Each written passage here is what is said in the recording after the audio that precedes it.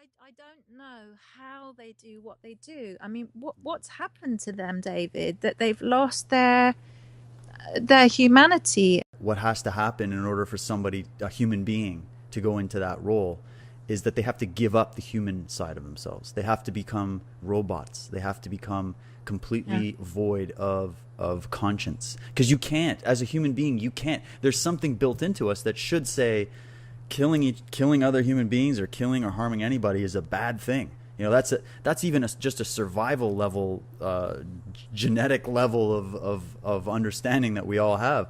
And that's where we get into the concept of morality and ethics and why that is so important. Because the old samurai masters would say that any kind of warriorship or training that's devoid of the spirit of humanity is just being a brute, being brutal, being primitive, and not and acting more on an animalistic level, and that's what separates it. You know, humans should be standing out as an example to the rest of creation, that, you know, we have that capacity to have moral judgment and a moral compass.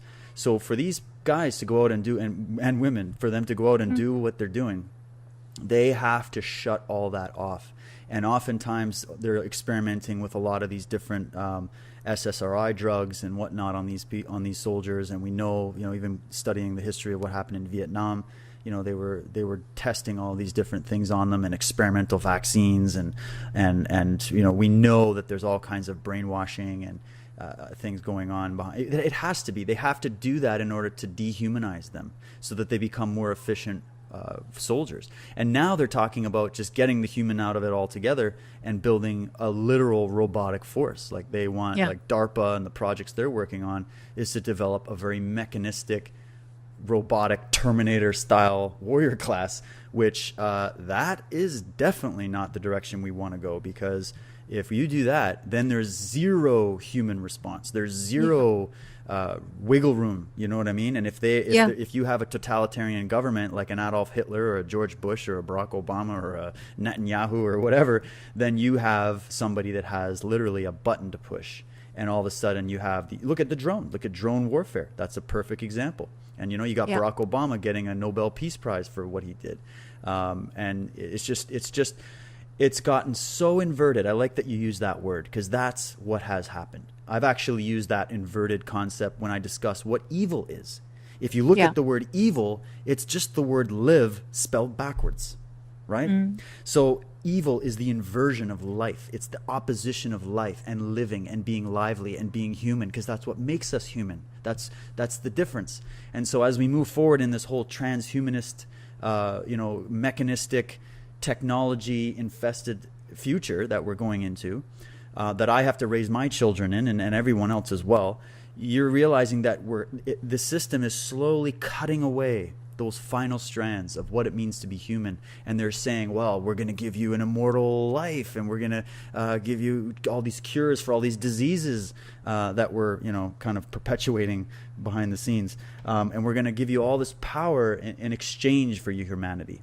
And I think that's what's happened with these soldier classes, is that they go in there with this natural desire to want to do good and to want to serve and protect their families and their country and everything else. And those are very noble ideas, but they're young kids. And at a young age, you get them into something like the military or the police, and you're going to see how quickly they can dehumanize these people, get them to follow orders, know your place, don't question authority. It's on a need-to-know basis, on and on and on we go. And now you've completely eradicated that person you've completely eradicated any humanity in that person. And you need to do that if you want to have somebody going out there and doing these deeds and serving these types of agendas, because these agendas are inhuman. They are run by people that have they themselves have cut off their humanity and have become very psychopathic. So those people need to make the rest of the world mirror them. And the fact is that humans, I believe, we are easily programmable. We can be given the right tools. Almost like when you look at it from a health perspective, you give your body the right nutrients and the right antioxidant protection at the cellular level, and you give your body everything that it needs, then you'll be healthy. You won't be suffering from any of these chronic illnesses. But if you have a deficiency in nutrients, then what are you going to see? You're going to see somebody that's very sick and very toxic. So the deficiency here is happening on a psychological and spiritual level. And so then they're only operating from a very animalistic, reptilian brain type response. And that's why we have to bring back the antidote to that, which is this philosophy and this understanding of what this function really is. Because here's the problem. In the New Age circles, it's like they're calling for extreme pacifism. You know, that, we just have to be passive. We take no action whatsoever. We don't need this warrior thing anymore. We have to evolve past that, because they're looking at it from the perspective of the negative side of it. They don't understand that we will always need a protective force. There will always be predators. There will always be those types of things happening. It seems to be something that's happening even in nature. You know, every animal has a defense mechanism built into it. So if you eradicate that from people, now they're defenseless. You know, it's like in America, they're trying to take everybody's guns away. But then that means that only the criminals and the government and the military are going to be the ones that have the guns. And the people will be disarmed and defenseless. That's never worked out well in history, people. You know what I mean? So although I'm not an advocate of just, you know, obviously the wrong people having weapons, you know, but the fact is, it's not about the weapon. It's about the fact that on all levels of our society, we're very, very we're very, very uneducated about all of these things. And so you've got a lot of irresponsible people using those types of elements in a negative way. And I've seen that in the martial art world as well. I've seen where martial art, the training you're learning is a very efficient way of incapacitating somebody, and you put that power in the wrong hands of somebody, you know, like some bouncer at a bar or some security guard or whatever, and they have no moral compass at all. Well, then you've got a micro example with that person who might go out and use them to abuse other people and abuse their power. You've got that as a good example of what's happened on the larger scale with the police and the military. So what I'm saying here is that when we're talking about peace and love, and when you hear these warriors talking about that, they're not talking about being passive. They're not talking about that. They're talking because there is a time for action. There is a time for standing up. There is a time to defend yourself. It doesn't always have to be physical. It should be mental and spiritual first. It should. I mean, even in those 9 tenets I gave you from the Sikh tradition, they were talking about how the warrior uses his mind first before using his sword.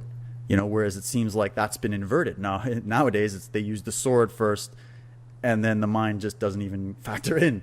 So being an understanding of what it is to be overly passive, meaning that you're actually turning yourself into a victim of those abusers, and you're giving them your power, and you're not going to stand up for yourself. Passivity versus right action.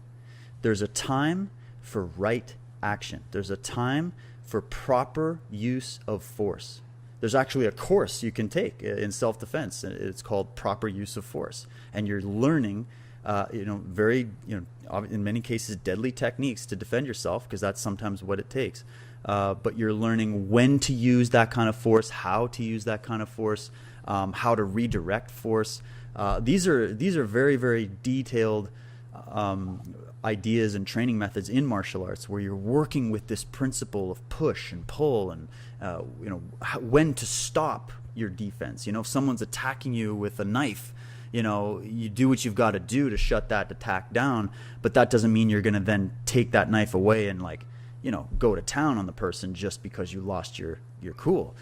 You need to understand the discipline of what the line is when you're defending yourself. So I often talk about this with my kids and the teens and the people that I train, because even if they're at school, and if you just have someone coming and pushing you around and calling you names, that doesn't call for you breaking that guy's neck. It just means you have to use the proper use of force in that situation to defend yourself. If the verbal side isn't working, if you can't talk your way out of it, then you have to physically defend yourself. You need to only do what's necessary to defend yourself. That's why Ueshiba was talking about how this is not about killing and maiming people and winning, losing, and all that kind of stuff. This is about understanding, you're there to prevent the war. You're there to, the warrior function is to stop war, is to prevent war, is to stop the conflict, is to be an antidote to that, is to be, like, I love the idea of just looking at it from the perspective of an immune system response, the white blood cell. It's there to get rid of pathogens. It's there to clean out toxins. It's there to help bring the body back to a state of harmony and health.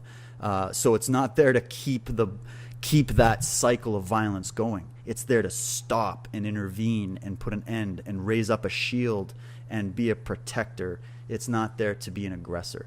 So that is the biggest difference. And so we can't be overly passive, especially in these days when our rights are being threatened, when our privacy is being threatened, when our food, water, air is being contaminated.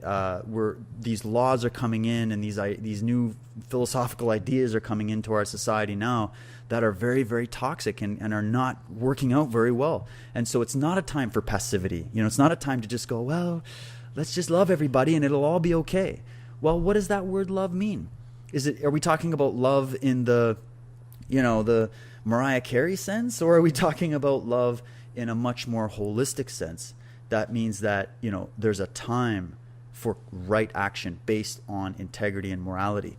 It doesn't mean we just sit there and cower when bullies or predators come our way. It means we stand up with the appropriate action at the right time. Right, exactly. And that means as well being brave enough to look on the truth, right? Look upon the truth and speak the truth. And we can only do that, if I feel anyways, if we're standing firmly on our own ground, which is, again, coming back to the practice of the warrior, being able to stand firm on your own ground. How do you, David, how would people practice this this kind of approach if they don't have a martial arts class to go to, if they don't have a teacher at hand? How can they start to incorporate this kind of this kind of approach or attitude into their life? I would say, what advice would you give? Yeah, great question, and I'm so glad you asked it, because as much as I encourage people to get involved in the physical training of martial arts, if you can find a good school around you or a good teacher, or even if you can just work on your own, there's tons of good material online on YouTube. You can learn these things and work with this energy and work with it in a physical sense. I believe that's very, very valuable because it's hands-on and it'll teach you these principles in a physical, hands-on approach. But if you can't, or you don't want to, or you're physically disabled and it's not going to work, then I would recommend getting a hold of the books and the philosophies that are readily available. And I've tried to put a lot of sources on my website, and I'll be adding sources to this series as well. There's so many great writers on this subject that I've quoted and I have a great deal of respect for. I really stand on the shoulders of giants when it comes to this. I'm relaying this information is what I'm doing, and I've added my own twist to it. But the idea is that getting into the real philosophical aspects of this and thinking about it and mulling it over and contemplating it on your own, that's the best place to start, because that'll start to ignite that natural action within your own mind and your own being that will tell you what to do next. Because I believe intuitively we already know where we're going. We already know where we need to go. What happens is all kinds of debris gets in the way. All kinds of things kind of fog it over and you can't really see the path. But when you connect to this on a deep level and you really understand the concepts, then you're connecting to the deepest parts of your intuition in that sense. You're connecting your mind and your body together. And then you're going to know what to do, right? It's like that old thing that always comes up in the movies. It's like, when the time comes, you'll know, And that's the truth when you're doing the right thing. So I think that reading the books, the philosophy, and then the other thing I recommend is for people to get out and observe nature. Wherever you are, even if you're in a big metropolitan city or whatever, get to a park, go for a walk by the water, go fishing, go hiking, go get on a mountain bike. I mean, it's great exercise. We should all be connecting to this planet, which is our home, which is our environment, and which is currently being, destroyed at a phenomenal rate, and we need to change that. So getting out there and connecting to that is very key, because it's one thing that is very strong throughout the warrior and the shamanic tradition, which is that nature is the greatest teacher. That's where a lot of the martial arts styles came from anyways. They're observing the animals, and they were observing the processes and the forces of nature.